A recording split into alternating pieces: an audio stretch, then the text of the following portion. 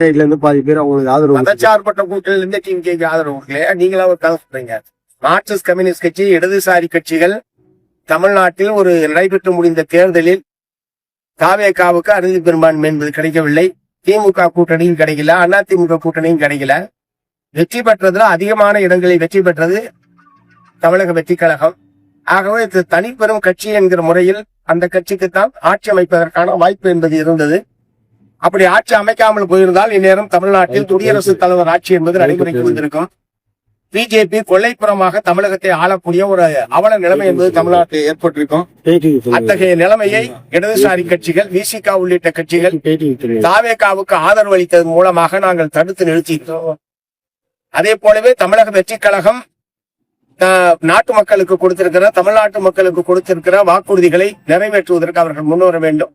அவர் நல்ல ஆட்சியை தருவதாக ஏற்கனவே சொல்லி இருக்கிறார். அதற்கு ஏற்ப அந்த ஆட்சி அமைய வேண்டும்.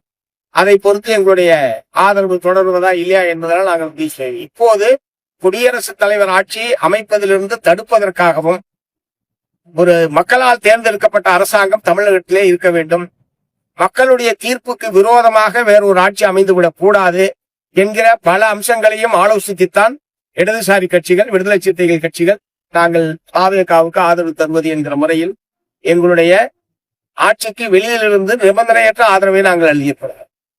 ஆகவே அதனால இந்த கூட்டணியிலிருந்து ஆதரவு, அந்த கூட்டணியிலிருந்து ஆதரவு என்பதெல்லாம் நீங்களாக சொல்லிக் கொண்டிருக்க கூடாது.